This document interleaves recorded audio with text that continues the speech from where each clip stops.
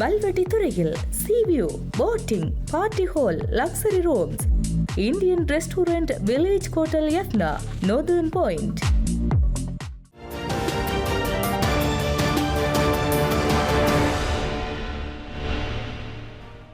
செய்திகளுக்கு அப்பால் நிகழ்ச்சியில் மீண்டும் உங்களை சந்திப்பதில் மகிழ்ச்சி. வணக்கம். தொடர்ச்சியாக முன்னாள் போலீஸ் மா அதிபருடைய மரணம், அதன் பின்னணியில் இடம்பெற்ற விடயங்கள், அதற்கு முன்னர் இன்னும் பல விடயங்கள் தொடர்பில் பார்த்து கொண்டிருந்தோம். ஆனாலும் கூட இந்த காலப்பகுதியிலே இன்னும் ஒரு விடயம் வெளிப்படுத்தப்பட்டது, அல்லது அதற்கு பொறுப்பான முன்னாள் போலீஸ் அதிகாரி ஒருவரால் வெளிக்கொண்டு வரப்பட்ட தகவல்.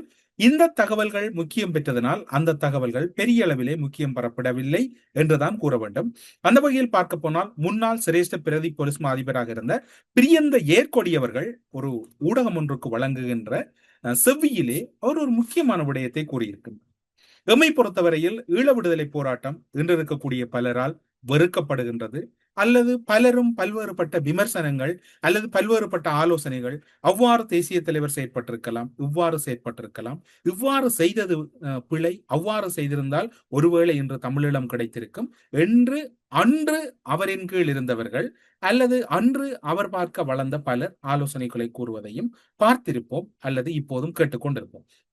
இவ்வாறான சூழ்நிலையில் ஈழ விடுதலை போராட்டம் கட்டமைக்கப்பட்ட போது சில கட்டுப்பாடுகள் அல்லது சில கடுமையான நிலைப்பாடுகளோடு தான் இந்த போராட்டம் முன்னோக்கி நகர்ந்து செல்கிறது. ஆனால் அந்த போராட்டத்திலே ஒழுக்க விதிகள் என்பது மிக மிக முக்கியமாக பார்க்கப்பட்டது. இதற்கு நாம் கூறுவது சாட்சி அல்ல. முன்னாள் இராணுவ தளபதியும் முன்னாள் பாதுகாப்பு அமைச்சின் செயலாளருமாக இருந்த கமால் குணரட்ன அவர்கள் எழுதிய புத்தகத்திலே குறிப்பிட்டிருக்கின்றார், உலக இராணுவ வரலாற்றில் ஒழுக்கம் மற்றும் கண்ணியம் கட்டுப்பாடு கூடிய ஒரு முதன்மையான இராணுவமாக தமிழீழ விடுதலை புலிகள் அமைப்புகள் இருந்தார்கள். அந்த அமைப்பினை வழிநடத்திய தேசிய தலைவரினுடைய கடுமையான நிலைப்பாடுகள் தான் அங்கிருந்த இராணுவ கொள்கைகள் அல்லது இராணுவத்தின் ஒழுக்கம் மேலோங்குவதற்கு காரணம் என்றும் குறிப்பிட்டதுடன் அவருடைய பல இடங்கள் கைப்பற்றப்பட்டன.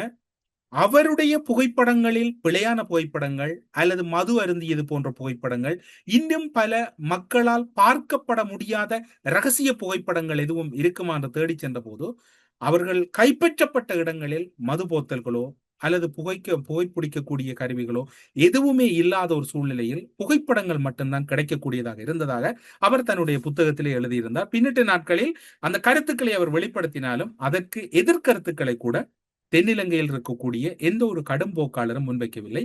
ஏனென்றால் கமால் குணரட்ன என்பவர் மிக மிக கடும் போக்காளர். இராணுவ களமுனைகளில் அங்கிருந்த போராளிகளையும் பொதுமக்களையும் நடத்திய விதம் இன்றும் பலருக்கு தெரியும். அந்த கமால் குணரட்னவே இவ்வாறு தமிழீழ விடுதலை புலிகள் அமைப்பையும் அந்த போராளி கட்டமைப்பினுடைய ஒரு உன்னதமான அர்ப்பணிப்பையும் சிலாகித்து கூறியிருந்தார். ஏன் இவற்றையெல்லாம் கூறுகிறீர்கள்? அதற்கு முன்னதாக முன்னாள் சிரேஷ்ட போலீஸ் மா அதிபர் பிரியந்த ஏற்கொடி தொடர்பிலும் குறிப்பிட்டிருந்தார். இதில் என்ன உண்மை இருக்கின்றது? உங்களுக்கு தெரியும், தமிழீழ விடுதலை புலிகள் அமைப்பில் உன்னதமான பல போராட்ட தியாகங்கள் இருக்கின்றது. அதிலும் குறிப்பாக கிழக்கு மாகாண போராளிகளின் தியாகத்தையும் அர்ப்பணித்தையும் ஒருபோதும் தமிழ தேசிய தலைவர் அவர்கள் புறந்தள்ளியதும் அல்ல, அல்லது ஒருபோதும் அதனை அவர் மதிக்காத சந்தர்ப்பமும் அல்ல. ஆனால் பலமுறை பலராலும் விமர்சிக்கப்பட்ட ஒரு விடயம், வடக்கு களமுனைகளில் கிழக்கு போராளிகள் முன்னிலைப்படுத்தப்படுகிறார்கள் அல்லது முன்னிறுத்தப்படுகிறார்கள், வடக்கு போராளிகள் ஈடுபாடு குறைவாக இருக்கிறார்கள் என்று. அவ்வாறான ஒரு சூழ்நிலை இருந்ததா என்று அங்கிருந்த போராளி கட்டமைப்புடன் கேட்டு பார்த்த போதும் கூட அவை குறைவு என்றுதான் கூறப்படுகிறது.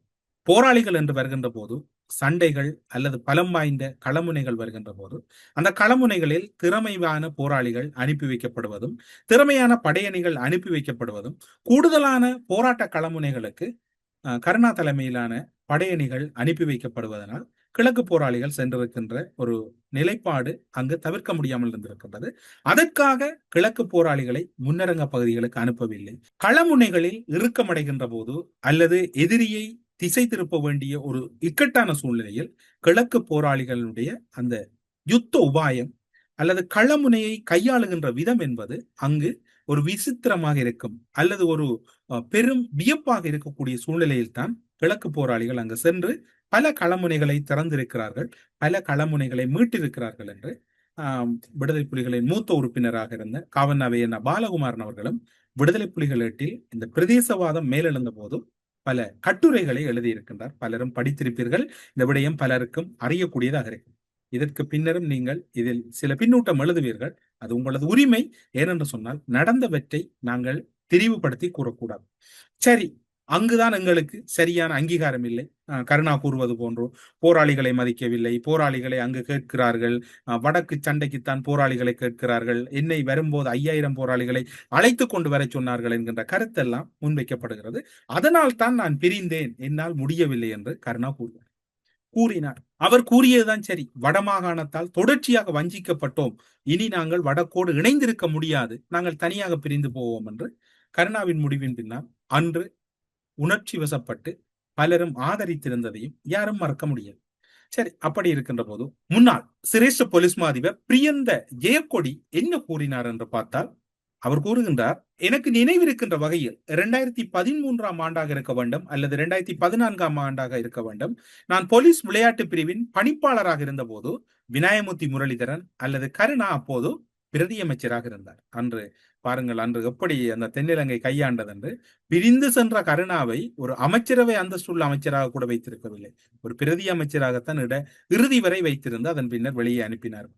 அவருக்கு போலீஸ் பாதுகாப்பும் வழங்கப்பட்டிருந்தது. அவர் மாலை வேளையில் கூடுதலாக உடற்பயிற்சிக்காக வருவார்.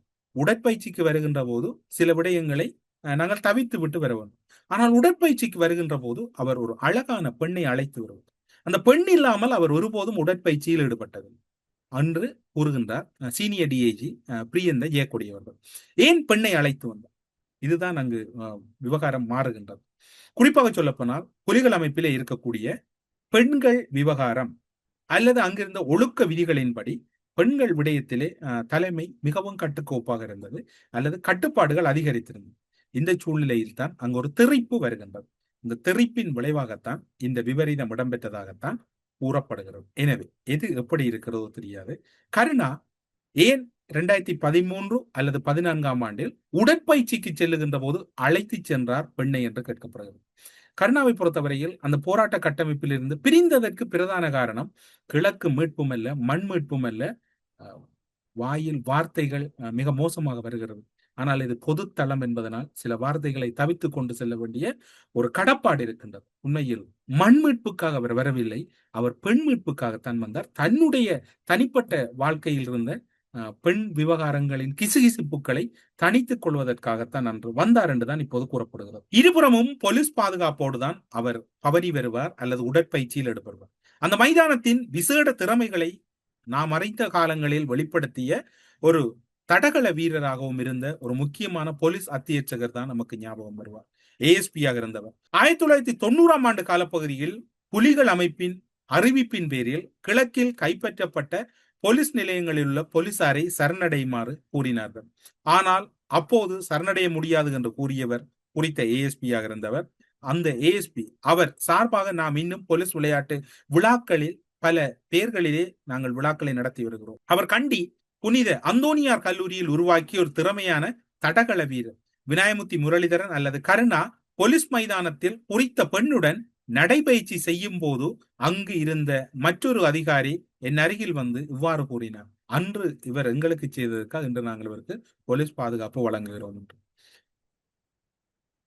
போலீஸ் படுகொலை தொடர்பில் உங்களுக்கும் குழப்பம் இருக்கலாம். இது விடுதலை புலிகள் அமைப்பின் உத்தரவின் பேரில் இடம்பெற்றது.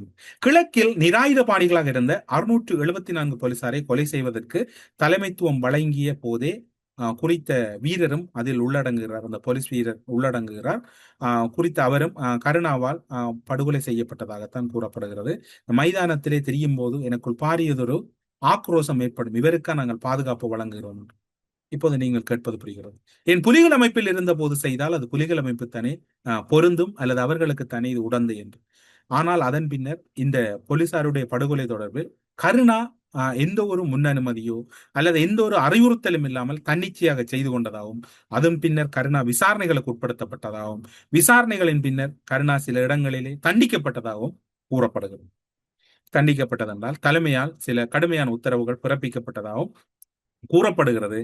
அதில் இரண்டாவதாக நாங்கள் பாதுகாப்பு வழங்கிய பிள்ளையானை நினைத்தும் அன்று நாங்கள் மனதுக்குள் வெதும்பிக் கொள்வோம், அவருக்கும் நாங்கள் பாதுகாப்பு வழங்குகிறோமே, இவர் எவ்வளவு கடத்தல் காணாமலாக்குதலுக்கு பொறுப்பாக இருந்திருக்கிறார் என்று சீனியர் டிஐஜி கூறுகின்ற போது அவருக்கு ஏதோ பழைய விடயங்கள் எல்லாம் தெரிந்திருக்கிறது போல இருக்கின்றது. அப்படி இல்லாது விட்டால் பிரியந்த ஏகொடி கிழக்கு மாகாணத்திலே பொறுப்பு நிலையிலே இருந்திருக்க வேண்டும் என்பது எம்முடைய சந்தேகமாக இருக்கிறது. எது எவ்வாறு இருக்கின்றதோ, கருணாவை பொறுத்தவரையில் கருணா அழைத்து வந்த பெண் யார்? கருணாவை பொறுத்தவரையில் அவருடைய திருமண வாழ்க்கையிலும் கூட குழப்பங்கள் இருந்ததாகத்தான் முன்னாள் போராளிகள் அல்லது மூத்த போராளிகள் பலர் கூறுவார்கள்.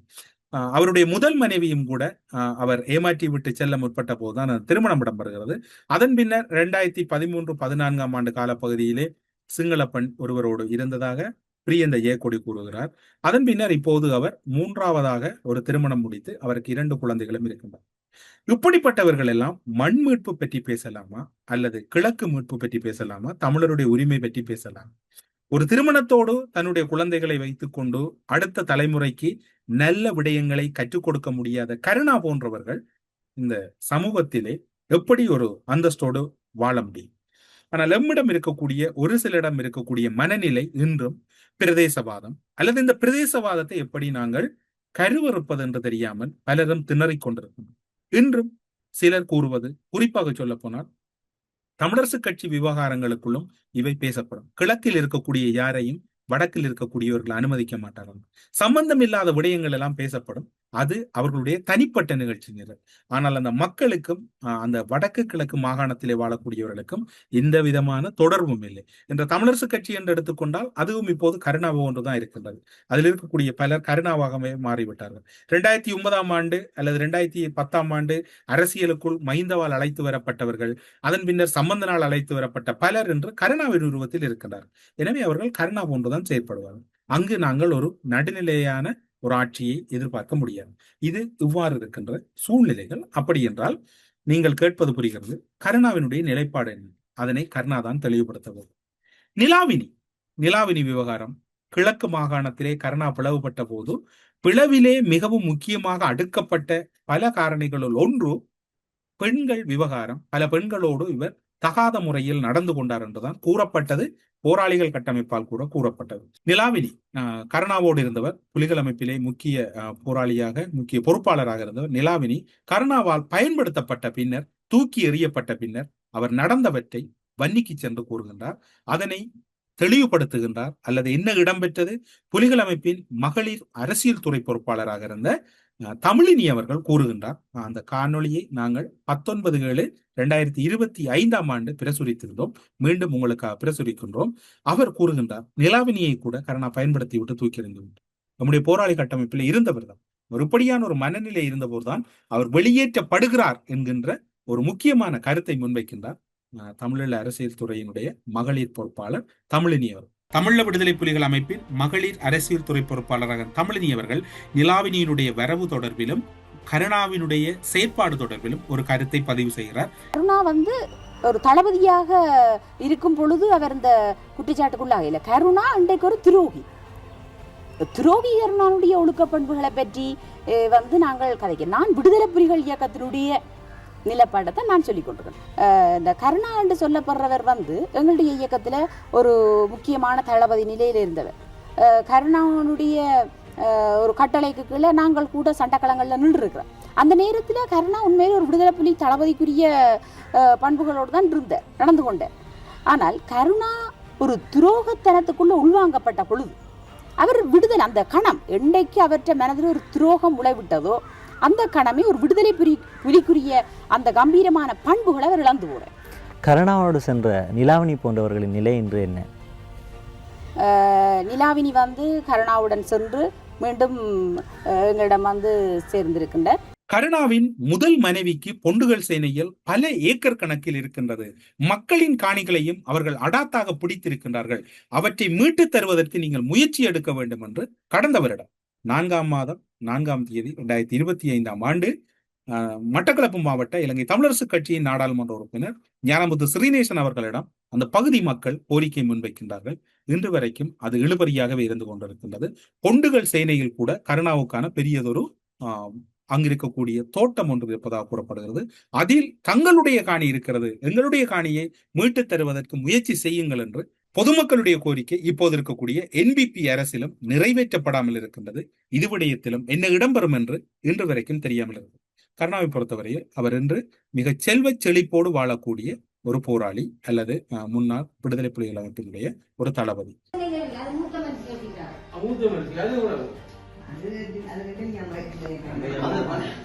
அவருக்கு இங்கு மட்டுமா இருக்கின்றது, பொண்டுகள் சேனையிலும் இருக்கின்றது. அவருடைய முதல் மனைவியின் பேரிலும் அங்கும் பல ஏக்கர் என்று சொல்லி அந்த மூதாட்டி அங்கு ஒரு ஆதங்கத்தை வெளியிடுகின்றார். அப்படியாய் நீங்கள் கேட்கலாம், உங்களுடைய உள்ள குமுறல் புரிகின்றது, ஏன் இப்படி கூறுகின்றீர்கள் முதல் மனைவி என்று? முதல் மனைவி என்றால் அவருக்கு எத்தனை மனைவி என்று அது நமக்கு தெரியாது. குடும்ப விவகாரங்களை நாங்கள் அலசி ஆராய்வதில்லை. கருணாவின் முதல் மனைவியின் பேரில் பல ஏக்கர் காணிகள் பொண்டுகள் சேனையில் இருப்பதாக வயது நிறைந்த மூதாட்டி ஒருவர் தன்னுடைய ஆதங்கத்தையும் கொட்டி தீர்க்கின்றார். ஒரு போராளியானவர் தொடர்ந்து போராளியாக இருக்க வேண்டுமா என்று நீங்கள் கேட்பீர்கள். அவரிடம் முன்னேற்றம் பெறலாம் தானே, அவர் முன்னேற வேண்டும் தானே? நிச்சயமாக மாற்றம் இல்லை. அவர் முன்னேற வேண்டும். இனத்துக்காக பணியாற்றினால் அவர் கட்டாயம் முன்னேறி அடுத்த கட்டத்தை அடைய வேண்டும். ஆனால் இங்கு முரணாக இடம்பெறுகிறது. இலங்கையின் கோடீஸ்வரர்கள் பட்டியலில் கருணா எப்படி 4வது இடத்தை பிடிக்க முடியும்? கருணா எப்படி ஒரு போராளியாக இருந்தவர் இப்படியான ஒரு கோடீஸ்வரராக வர முடியும்? இவருடைய விவகாரங்கள் என்பது எல்லாம் புரியாமல் இருக்கின்றது. பிள்ளையானின் சொத்துக்கள் எப்படி சேகரிக்கப்பட்டது? பிள்ளையான் எப்படி கோடீஸ்வரரான? இவர்கள் போராளிகளாக இருக்கும் போது சாதாரணமாகத்தானே இருந்தார்கள். அதன் பின்னர் விடுதலை புலிகள் அமைப்பிலிருந்து பிரிந்து வந்தவர்கள் இன்றும் ஏழ்மையோடும் வறுமையோடும் நாளாந்த வாழ்க்கை வாழுகின்றார்கள். ஆனால் அந்த கட்டமைப்பிலிருந்து அந்த போராட்டத்துக்கே குந்தகம் விளைவித்து இந்த போராட்டத்தை காட்டி கொடுத்தவர்கள் அத்தனை பேரும் செல்வ செழிப்போடு இருக்கிறார்கள்.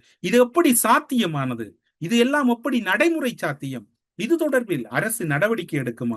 கோட்டாபாய ராஜபக்ச வெற்றி பெறுவாராக இருந்தால் அன்று தேர்தல் காலங்களிலே கூறினார் முன்னாள் நாடாளுமன்ற உறுப்பினர் மட்டக்களப்பு மாவட்டத்தினுடைய யோகேஸ்வரன் அவர்கள் இந்த குற்றச்சாட்டை முன்வைக்கின்றார். கருணா எப்படி 4வது கோடீஸ்வரராக? அவருக்கு அருகில் இருக்கக்கூடியவர்கள் யார்? இவருக்கு இந்த பணத்தை முதலீடு செய்தது யார் என்று கருணாவினுடைய நிலைப்பாடு தொடர்பில் கேள்வி எழுப்புகிறார் மட்டக்களப்பு மாவட்டத்தின் முன்னாள் நாடாளுமன்ற உறுப்பினர் சீனி தம்பி யோகேஸ்வரன் அவர்கள். அவர்களை கொலை செய்ய வைத்து இன்று பிள்ளைகளை இழந்தும் பல உடைமைகளை இழந்தும் எங்கள் கிழக்கு மண் மக்கள் வாடுவதற்கு வழிவகுத்தவர் யார்? அந்த கருணாம்மா. ஆனால் அதை வைத்து பிள்ளைகள் கொடுக்க முடியாது என்றவர்களின் சொத்துக்கள் சுவீகரித்த போது அந்த சொத்து அவலத்தையும் சுருட்டி வந்தவர் யார்? கருணாம்மா. இன்று அவர் வைத்திருக்கின்ற வயல்கள் எல்லாம் யாருடையது? எப்படி வந்தது? ஒரு போராளியாக இருந்த கருணாம்மா எப்படி அவரால் இலங்கையின் 4வது கோடீஸ்வரனாக மாற முடியும்? தேர்தல் முடிந்ததும் முதல் வேலை லஞ்ச ஊழல் ஆணைக்குழுவுக்கு எழுத்து மூலம் கொடுப்பதுதான். இன்னும் பொறுத்திருக்க முடியாது.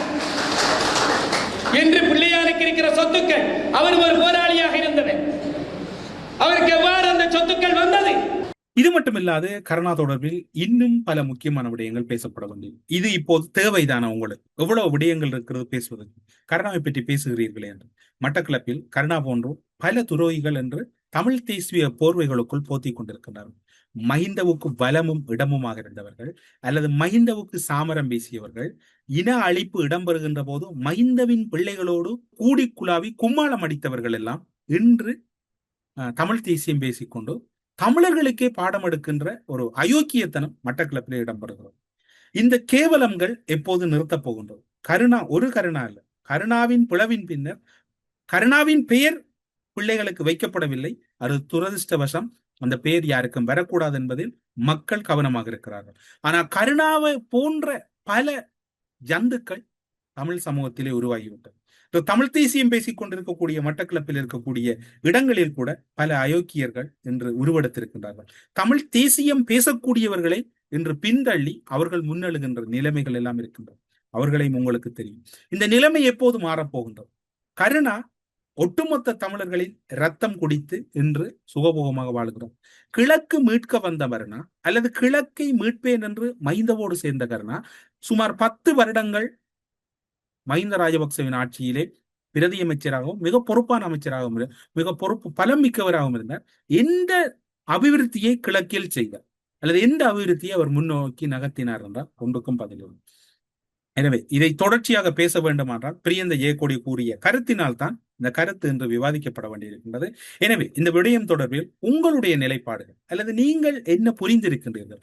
கருணா கிழக்கை மீட்க வந்து கடைசி இறுதியில் கிழக்கில் 2 பெண்கள், தெற்கில் ஒரு பெண் இவ்வளவும் இப்போது உத்தியோகபூர்வமாக கூறப்படுகின்ற போலீஸ், அதாவது சீனியர் டிஐஜியே கருணாவுக்கு ஒரு சிங்கள பெண் இருந்தது என்று கூறுகின்றார் நிலைமை எழுகின்றது என்றால் இவர்களுடைய போராட்ட சிந்தனைகள் அல்லது இவர்களுடைய மனநிலை எப்படி இருந்திருக்கும், அல்லது இவர்களை தென்னிலங்கையில் இருக்கக்கூடிய சிங்கள பெருந்தேசியம் இந்த பெண்களை காட்டியா எங்களை அழைத்தது என்கின்ற கேள்வியும் இங்கு வலுப்பெறுகிறது.